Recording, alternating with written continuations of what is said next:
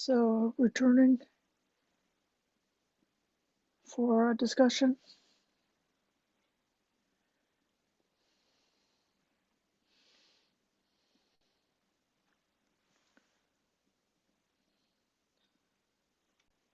Inviting to come back to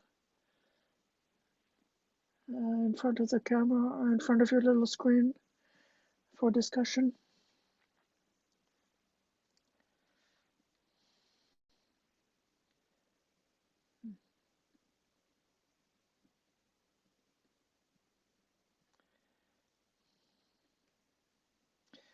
So today you might notice that instead of being in an actual place, I have a virtual background. It's an imitation of being in the meditation hall.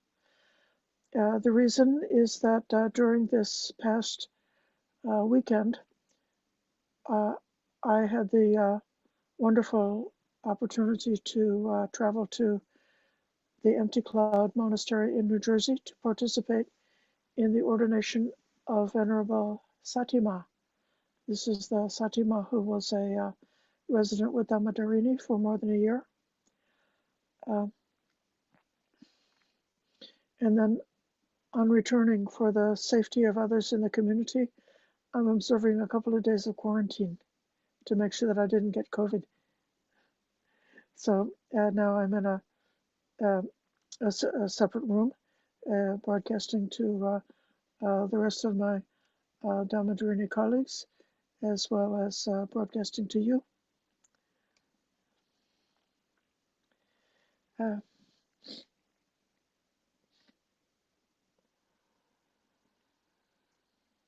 It was a very happy and rewarding experience to facilitate Venerable Satima's full ordination.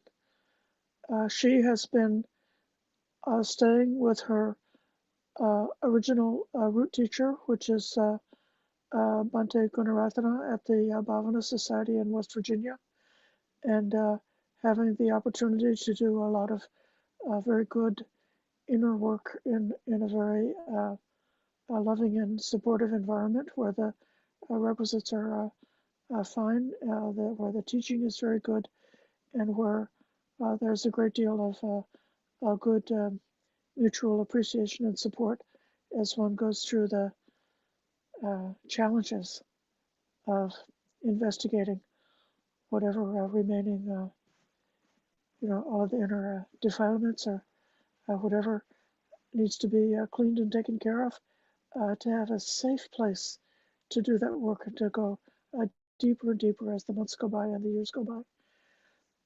Now, going forward, Satima is going to be primarily staying with an elder bhikkhuni called Ayya Sobhana, who you might have met. She's visited here a few times. She's a teeny tiny elderly Sri Lankan born bhikkhuni who presently resides in South Carolina and is also a disciple of Bhante Gunaratana. So therefore, Satima will continue being in that style of training and practice, and also having the opportunity to go back to her primary teacher pretty easily from time to time. So in honor of Satima, I thought it would be fun to take a little time to review what we know about sammā sati, right mindfulness. So we have this interval between the end of the Vasa and the beginning of November, which is a traditional time when Dhamma has been having a sequence of death awareness practice. So that's contemplation of impermanence and the inevitability of death, contemplation of the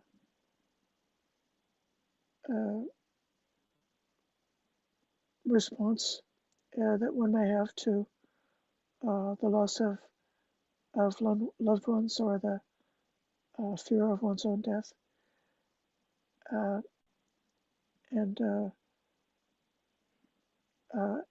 in particular reflecting with gratitude for our beloved relatives and ancestors who have gone before, who set up part of the conditions that make it possible for us to be alive and capable of listening to the Dhamma, capable of practicing, capable of developing towards awakening. All that is conditioned by the good influence of our relatives and dear ones, those who have passed away. So both that gratitude and appreciation, and also if there's any remaining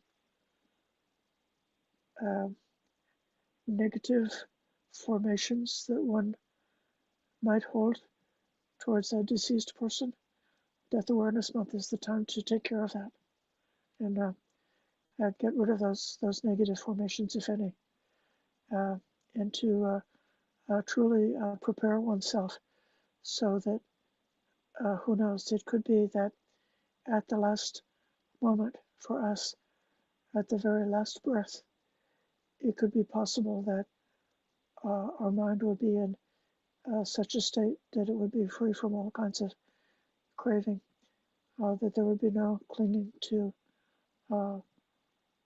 this existence in this world here or going to existence in the next world.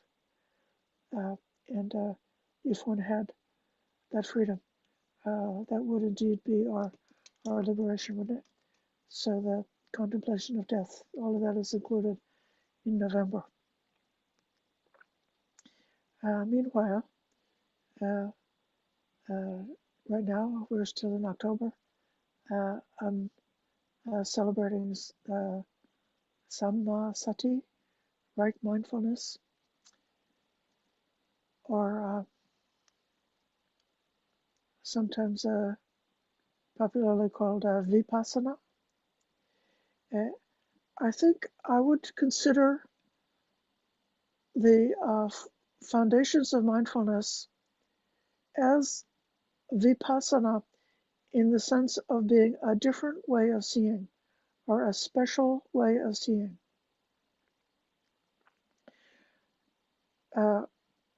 If we don't have mindfulness, our way of seeing is likely to be engaging with some external aspect of the material world in a purposeful way, something that we're trying to accomplish and do with the material world, or alternatively something to do with the physical world, with the with the social environment, which tends possibly for modern people to become an excessively dominating part of our life, depending on what your situation is or what your livelihood is. A person could spend an entire day from morning until night worrying about their social relationships and the people that they're trying to influence, or the different kinds of politics or whatever that's going on in their life. And they could even go to sleep worrying about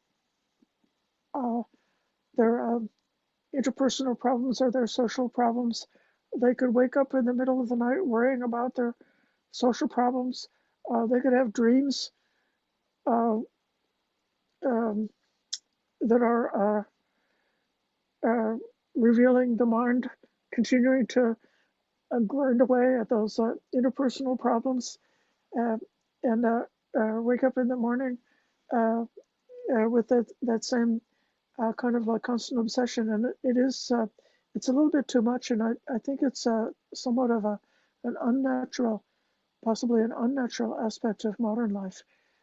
Uh, I find it can be very so refreshing to direct the mind not towards anything to do with people, but an aspect of the material world. Just recently, past couple of days, we're coming up towards Katina, which is the time when it's the robe offering ceremony. So one of our donors will have the privilege of offering a piece of cloth to the Bhikkhuni Sangha, and one of the bhikkhunis will be selected to receive that cloth, and the cloth will be then within a few hours sewn up into a robe. Uh, we had a practice session with one of the young bhikkhunis who's a trainee. We practiced making a lower robe and an upper robe, learning how to do the stitches and how to measure and cut the cloth. And so it was a lot of, you can't see me, but I'm making this movement with my hand because I'm remembering how it is, touching the cloth and trying to cause the cloth to be straight and square so that it's able to be measured, not to go out of kilter, and working with the ruler and the chalk to mark out where the lines are going to go, and then in the different kinds of stitching, we learned a better technique for making the seam that joins the two pieces of cloth, and so we got to practice, folding them together and running the sewing machine right down the middle. So it's very refreshing because it's a sort of a break from uh, uh, the worrying about interpersonal or social things, but at the same time, this is it's like it's purposeful. So the mind is just getting absorbed into something outside, and you can sort of like forget to be mindful of the whatever our inner state is, even though a lot of wonderful inner qualities are present, like energy is present, focus is present, kindness is present, interest is present. So there's a lot of nice qualities there, uh, but without having learned to have a special kind of awareness, vipassana, a special way of seeing, uh, one might not notice what the inner qualities are that are at work during that. Um,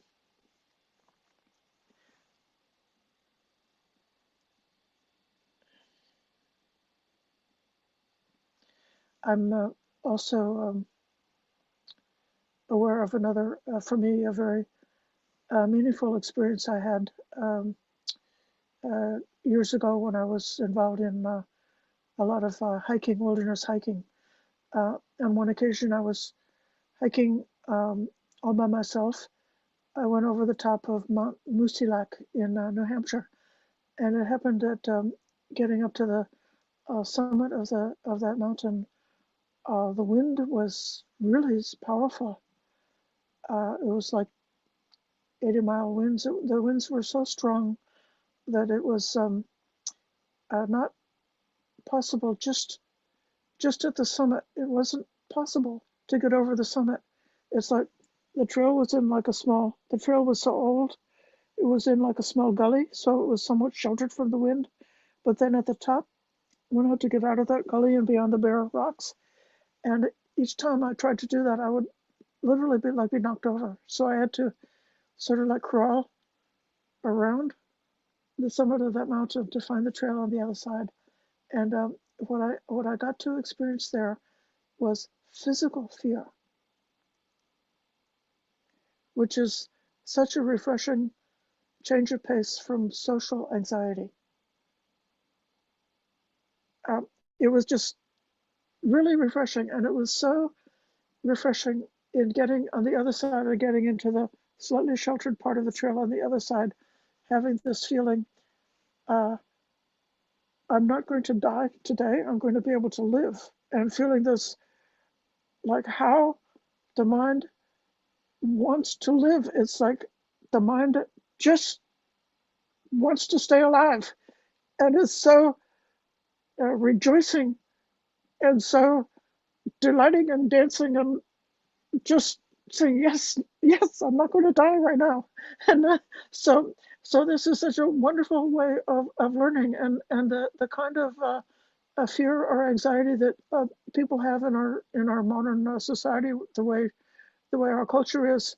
It's just sort of like a chronic gnawing restlessness, uh, but we don't have the opportunity of uh, just having the God experience and knowing it, and having that um, uh, uh, sense of a release that comes from uh, confronting the physical material world. So one way of seeing things is in terms of what is our project, what we're trying to do in connection to that physical world, and then the whole other realm of what I see people usually obsessed with is uh, different aspects of their responses to the interpersonal world or to their social relationships, which is also very much involved with the self, with identity,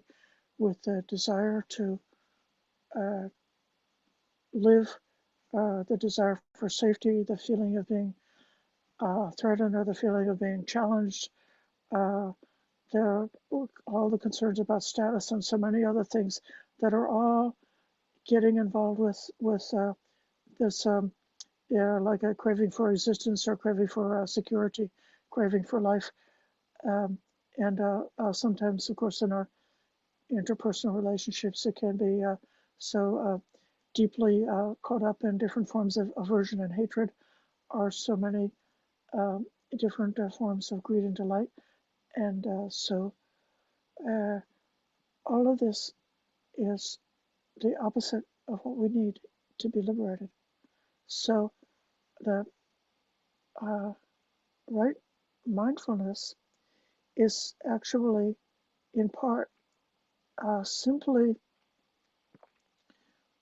learning and getting the habit of using a different framework to look at our experience in a different way, which then takes us away from our bad habitual way of experiencing things. It's said by modern um, neuroscientists, I guess, popular neuroscientists, those are the ones I read, not the technical ones, but popular explainers of neuroscience say that uh, the brain uh, has got many, many, many um, millions of different neural pathways that are taking in the input that's coming from the senses. And there is some kind of a process happening in the brain where uh, for any sense impression, there are thousands of different possibilities of what the mind could guess is the meaning or the significance of that impression. And part of what this is where like it gets from the brain to the mind. What happens is there's a choice gets made of like what something signifies. So that's a human, that's a rabbit, that's a statue, that's a living being, so forth like that. So the brain or the mind takes a guess at what it is, and there's some kind of a feedback loop to see whether that um, hypothesis or that like theory of what's happening, whether it's in accord with the experience or not. So then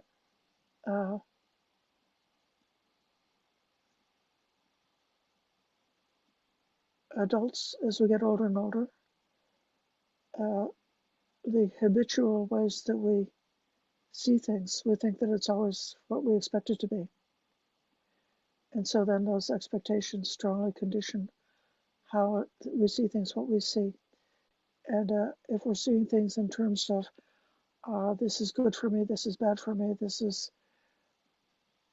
supporting my life, or this is supporting my existence, or this is a threat to my life, a threat to my existence, um, that these habitual ways of seeing things then are supporting different kinds of reactions that we may have, which could be skillful or unskillful.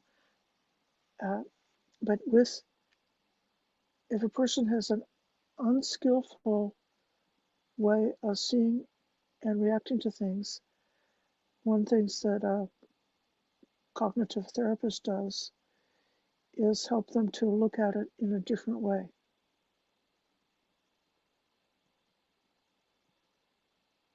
So instead of thinking that so-and-so always does that to me, instead one might think that person is also suffering. And so then instead of resentment, there is compassion, like that. But with Vipassana, so the first meditation is just connecting with the body in terms of the breath. And it gives several different ways of looking at the breath, looking where the breath is heavy or light or long or short. Sometimes it's translated. Considering whether one experiences the movement of the breath as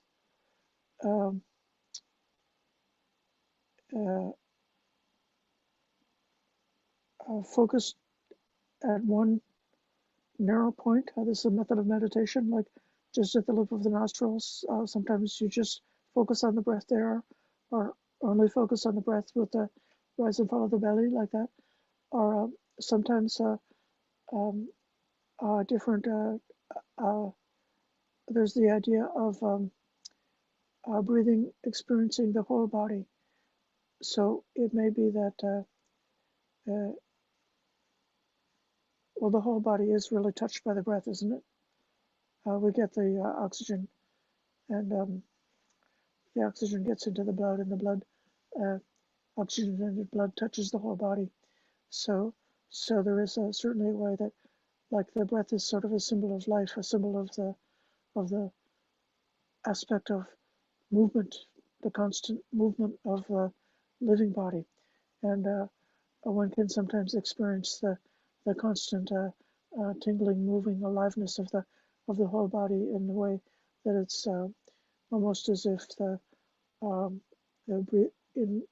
rise and fall of the breath is touching the whole body, or else you could say just that the entirety of everything that you can experience as a part of the movement of the breath, you experience all of it.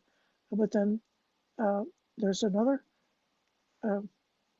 sort of like special way of seeing it, and that is looking internally and externally. Okay, so that's a second way of looking at it, a special way of seeing, a special way of considering it, a different perspective. Say, oh, we can look at it this way. So then internally is like one's own body, and then external is all the beings in the whole world which are also breathing. You could say even symbolically or even actually, the plant world is breathing. You could say that as the breath is coming and going, the wind is moving across the earth.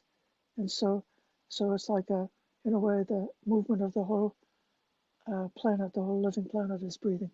And so that's external. So one can look at it internal, external.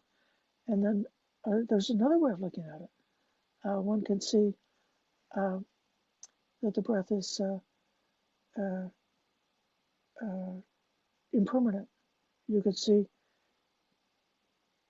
each breath itself this is a pretty easy to see level, that each breath that came in and it went out. So within a period of a second or a couple of seconds, that one entire in-breath and out-breath has happened, and then that's finished and gone. And then the next one that comes is new. So one can see in terms of mindfulness, of impermanence, something what I forgot to say up above. After the whole body, I should have mentioned breathing in, calming the physical breath. This is a very important part of, it's a special way of seeing. So it may be that if one has been up and about and subject to different kinds of excitement, when you first sit down to meditate, that the breath may be stronger, and that sitting for a long time in meditation, that the breath may naturally become more quiet, more subtle, more slower, or more just softer and softer until it's almost disappearing completely. Or even it can happen sometimes that the breath becomes so subtle that you're not able to perceive any actual movement of the breath. In which case, one can learn to direct awareness in the direction where the breath was when you could notice it, and just watch. Okay, so what? And then it may be that then the breath would reappear again as being visible. But this calming process is so significant for the whole pattern of our practice for liberation, because subsequently we're learning how to be aware of the Vedana, or the pleasant, unpleasant, and neutral aspect of our experience, which may be strong, powerful. Vedanas can be sparking of different kinds of reactivity, but then as the mind becomes calmer, the amount or the strength of the Vedana can become, of the feeling can become more and more subtle, and merging towards neutral feeling, and then within that it's possible to be less reactive, and possible to develop equanimity more easily in the context of the feelings states being more subtle and more towards the neutral. And then likewise with the mind, we may in the next, the Chittanupassana, you see the mind which is affected by greed, affected by lust, and so forth. And so then that is going to also, there's a mind that's subject to different kinds of excitation or reactivity, and that the mind itself becomes more and more calm, more and more still. So this watching the physical process go to still, the bodily process go to still is setting a pattern that goes, that is very pervasive of the ultimate level of what we're aiming for in practice, to be able to experience cessation without falling asleep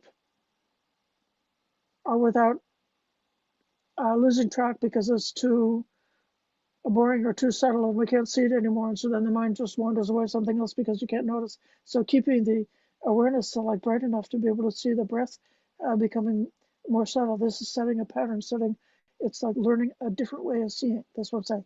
This whole idea that I have here is a different way of seeing. And then just to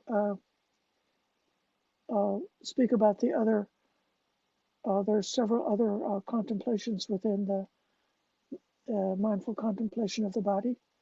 The second one is about the posture, which is just simply to know when I'm walking, you know you're walking. When standing, they know I'm standing. When sitting, I know I'm sitting. When lying down, I know I'm lying down. So this is going to be as we are going about through the day. And our normal way of seeing is obsessed with what we are trying to accomplish in connection to the material world, or how we're trying to accomplish or respond in terms of the social world or the interpersonal world. And this is a special way of seeing, to take an interval of time and forget those are different, like those are different conceptual frameworks about how to see things. But just look at it in a different way. Just look this very simple way. I'm walking, I'm standing, I'm sitting. And with these kinds of contemplation, one thing that I find really precious about it is that it supports giving a sort of equal amount of attention to each moment. So it might be that we have a day that's extremely exciting. So we've got this ordination happening, and there's one moment of meeting with 8 or 10 of my dear friend bhikkhunis that I rarely see, and having such a loving appreciation and concern, and hello, how are you? I hope you're well, and feeling so much support from these friends, so that's kind of like a highlight moment that may stand out. So that's like the big moment of the whole day. But before that, I had standing, walking, sitting, lying down, moving the body, lifting the body, moving the arms. And if I was giving, um, if I was just locked into social perceptions, the one thing I would remember was, a few strong moments like that. But if I'm paying attention to the postures, then I'm giving equal awareness to each moment. And this is tremendously precious and valuable. There are great insights that can come from this. One insight that I love is that when you give equal attention to each moment, very few of the moments are strongly pleasant or very strongly unpleasant, and many, many moments in the day are neutral. So once you know and recognize and experience very clearly the neutral moments of the day, then you don't have to get too excited by the pleasant ones or the unpleasant ones, because you know that those strong Vedana moments are surrounded by a lot of neutral moments. So it just gives a kind of spaciousness to life. And then the next contemplation is called in a clear comprehension. This is sampajanya. Bhante Sujata translated as situational awareness, but in particular, it's related to understanding the context and purpose of the different activities. So, in the example given in the sutta, these are the activities of the monk who gets up and puts on the robe,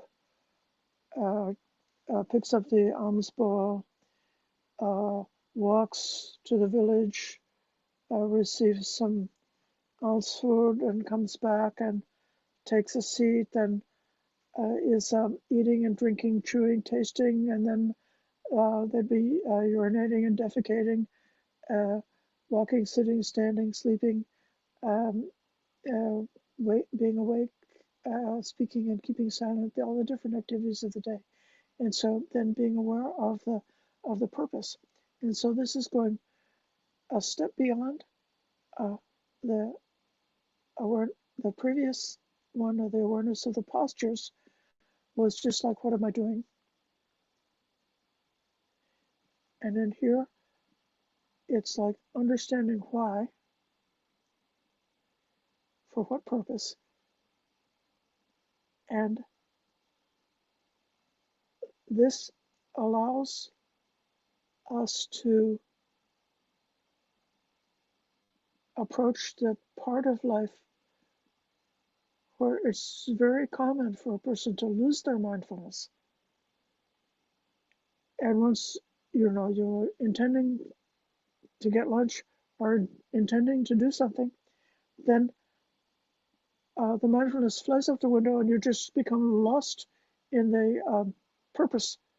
But here, this is the guidance to like step back and just with detachment, objectivity, to see that, to see, okay, what is the purpose, and just to examine that and be aware of it with a certain detachment and objectivity, and that will defeat the tendency of being carried away, especially the possibility of being carried away into something unwholesome.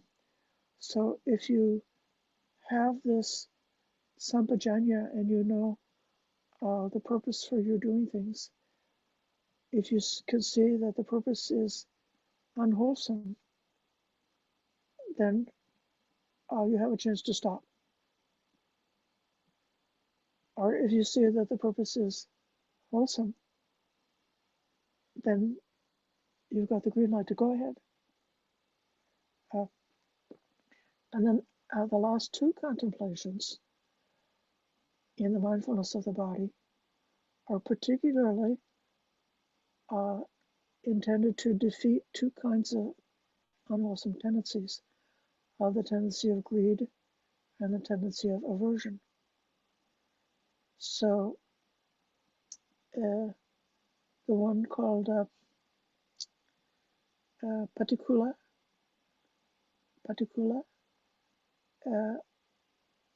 is this is sometimes called the asubha contemplation. It's looking at the parts of the body in a very objective way. There's a repetition of 32 parts of the body: head, hairs, body hairs, nails, teeth, skin, and then for each one, you just visualize in your own mind. Okay, the head hair. Okay, where is it? Okay, it's on top of the head. What color is it? So it's either black or white or yellow. It's brown. It's of some color. What shape is it? It's thin, And then where is it? Or what's the limit? So like one part of it is out in the air, and the other part is resting in a small pocket of grease. And so that's your objective analysis about each head hair, and doing a similar kind of sort of objective analysis of each part of the body, including the undigested food and the belly and the feces and the large intestine and the the blood, the sweat, the saliva, the urine and so forth, like what color is it, where is it, um, what's the boundary of it, the location of it, just looking objectively. And what this then defeats is the love and craving and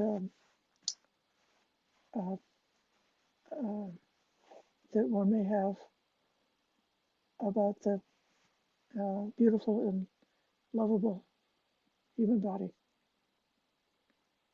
Such nice, beautiful hair, such lovely eyes, such a sweet smile,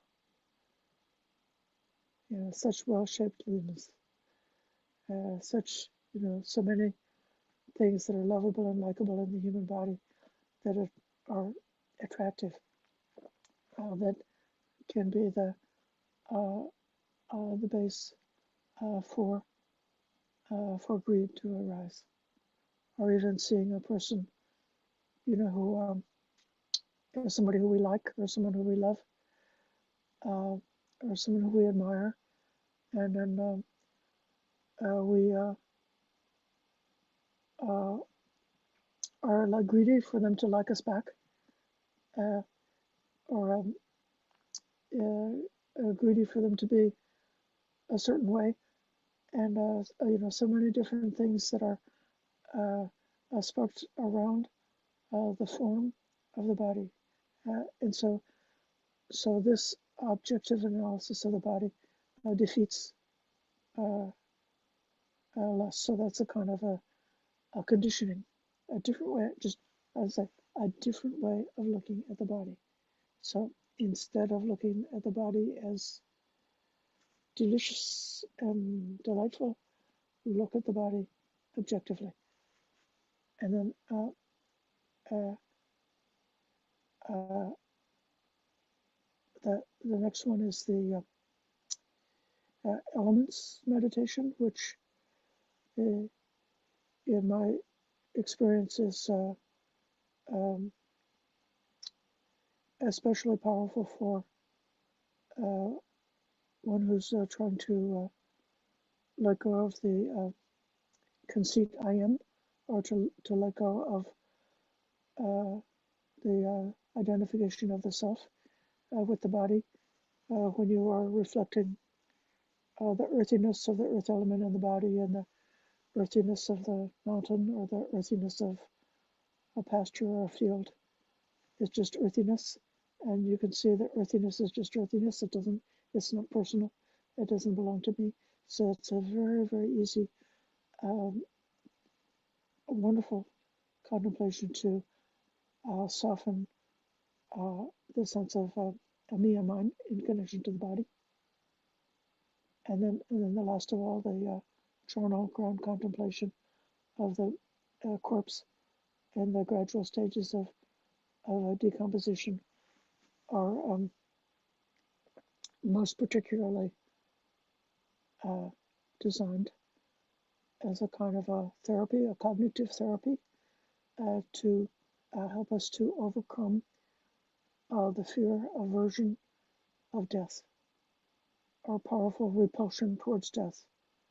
We will do anything, most people will do anything to escape death, but they always fail. Uh, when we do this contemplation, we are in a protected, safe environment of the meditation cushion,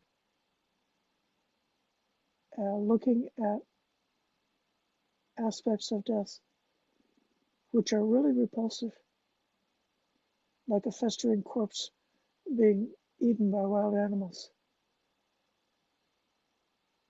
uh, and gradually, in a gentle way, becoming accommodated to that reality just by exposure to it. This is operant conditioning. So we, in a safe way, we expose ourselves to the idea of that physical death, our own death or the death of another, um, until our fear gradually starts to decrease. And then as the body, in this contemplation, as the body uh, becomes just a skeleton bones, just scattered bones, or going back to dust. If you encounter a fragment of bone, like if you're going hiking, sometimes you see this in the forest, you may come across a skull or a piece of bone in the forest, but you don't get all upset and horrified just because you see a white piece of bone. It's just sort of like an object. And then if the bone is completely returned to the earth and just become earth again, then in a way it seems sort of beautiful and peaceful, doesn't it? So that it's going back to the cycle of nature. So this is summary. I think many of us have practiced the Satipatthana for a long time, and I'm just trying to invite us all to um, appreciate how with these several diverse different kinds of meditation, one can learn and develop different ways of seeing. So just the way a physician or a psychologist might develop the skill of being able to perceive different states of illness or different states of health when they examine a person, because they've trained themselves to be able to see certain aspects, or someone who's an artist who has really developed a knowledge about color theory and different aspects of the art of painting or the art of sculpting, uh, then they can see the world in a certain kind of way. Or someone who's a photographer uh, can see the world in a different kind of way, like what kind of images is possible in a different moment. What's the different, like the play of light and shadow that's happening at any given moment that they could form a, is this have the potential to be a good picture, a good shot? And so instead of see the world, they see it that way. So the Buddha is giving us this particular set of different ways to see the world in order to uh, first break our habit, our negative habits of seeing the world in a conventional way, and second, uh, to have see the world in a skillful way, which is onward leading, which helps our development along the path. Uh, so now I've talked all this time, and I'm going to have to pause for a second to change my device because these are out of juice. So just give me a second and then we can have some conversation.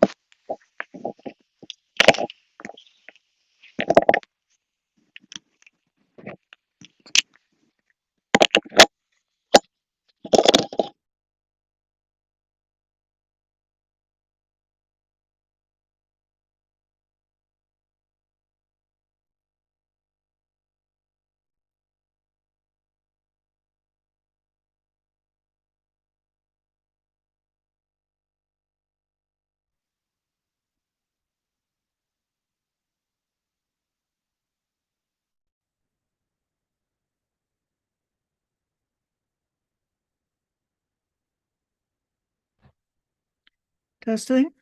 Okay.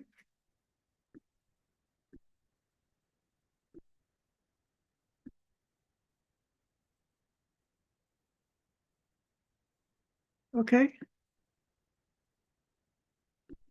Please tell me what you know about the Satipatthana, about the mindfulness of the body, and why this is such a great set of practices, so beneficial to us.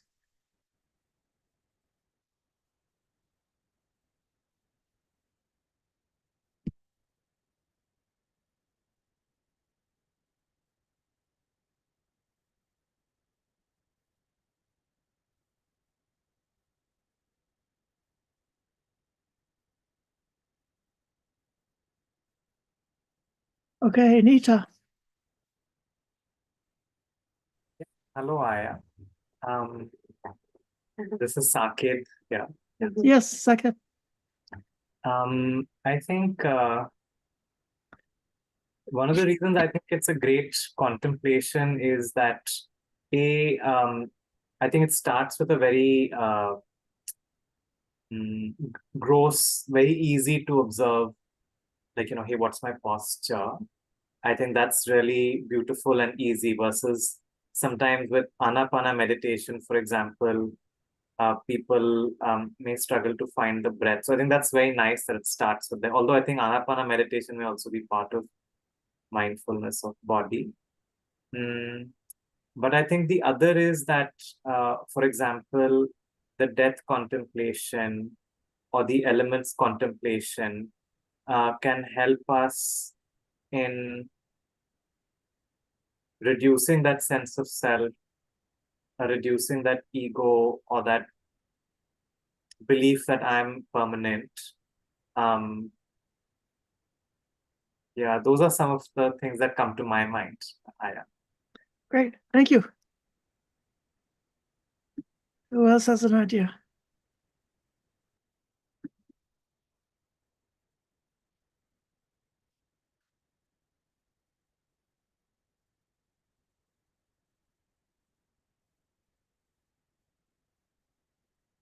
Okay, Richard. Thank you, Ayya. I just wanted to make a point about the bodily parts.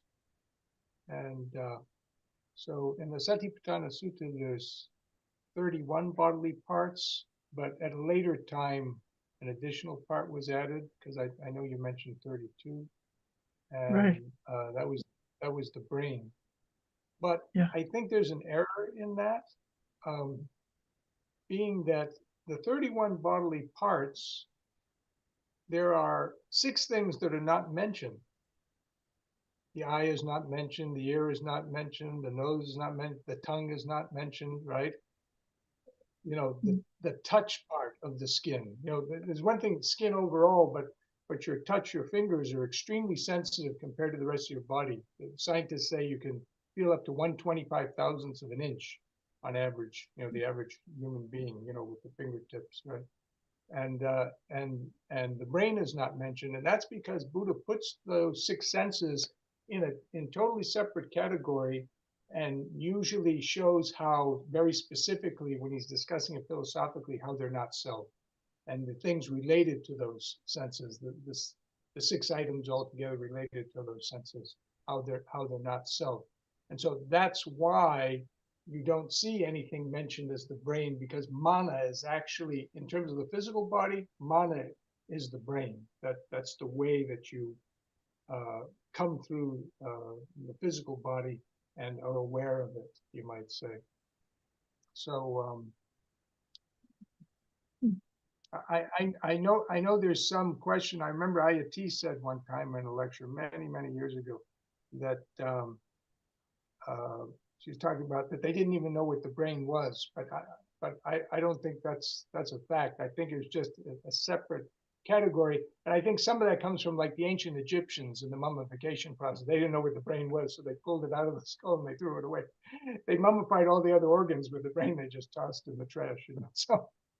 So I think maybe there's kind of like a conceptual idea like that that sort of bled into Buddhism over time, but I really think that Buddha holds the 6 senses in a different category. Anyways, that's all I wanted to say.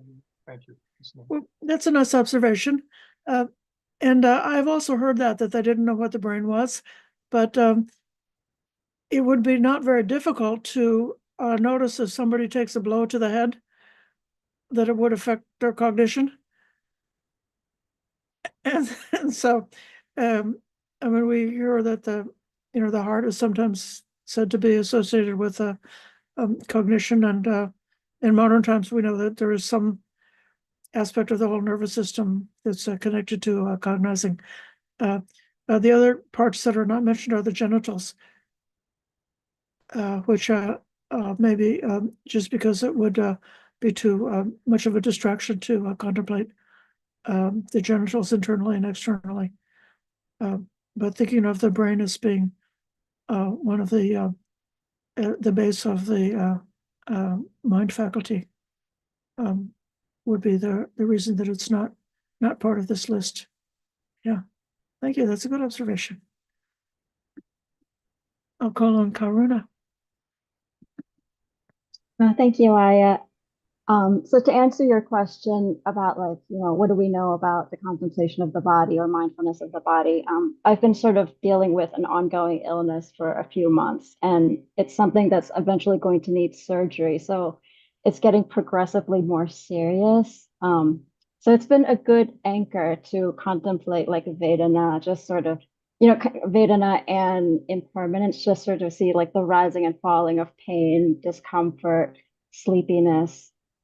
It's also been a great opportunity to review the four messengers, especially aging and illness, something I haven't really like contemplated seriously before. Even with having sort of formal contemplations around death, like the Maranasati, like 1 and 2 from the suttas, like it was just very sort of theoretical before. And then once you start really looking at the body and tuning into, okay, like these are things that are failing, these are things that are growing that you don't want them there, that need to be taken out. It's, I just feel like I wouldn't have had a sense of really non-self or of having a mind in this physical vehicle without that opportunity. And today I had spent some time thinking, like, you know what, because I had talked to so many bhikkhunis this week and also at Empty Cloud, sort of about what's going on. Some of them I've known from years past, so it just sort of came up naturally in conversation. And one thing I realized was, I've not had an adversarial relationship with this situation. Like maybe on a day-to-day basis, it's like, okay, I don't want to be tired. Why am I tired? Why am I in pain? Why does this hurt? But overall, it's like, I kind of don't mind having this giant cyst, walking around.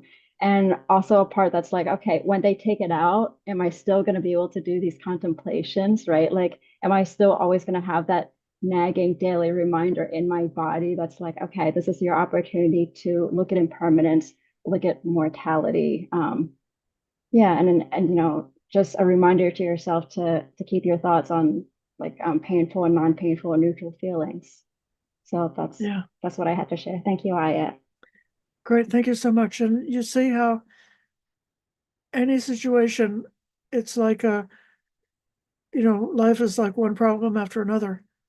And there's no problem. There's not a wonderful opportunity for mindfulness, opportunity for awareness, and to discover whatever residual craving and clinging that we, still have left in our habits, and to be able to face up to those and to let go of those, and to the extent that one is like calm or filled with compassion or some positive qualities in the face of adversity, it's very valuable to be aware of those good qualities and to note, clearly note the presence of the helpful mental factors as you go along. Because when you notice them, then they can become stabilized and become more constant and consistent for you. So I wish you patience, courage, understanding, and determination to meet and overcome all the aspects of the situation in this phase of things. Sadhu, thank you.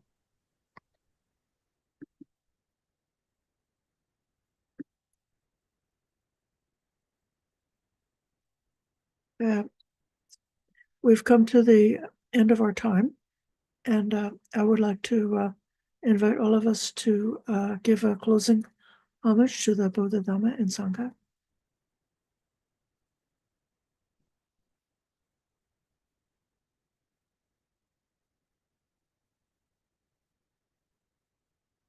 Araham Sammā Sambuddha Bhagava Buddhang Bhagavantang Abhivademi Svakato Bhagavata Dhammam Dhammam Namasami Subhakipando Bhagavato Savaka Sangho Samham Namami.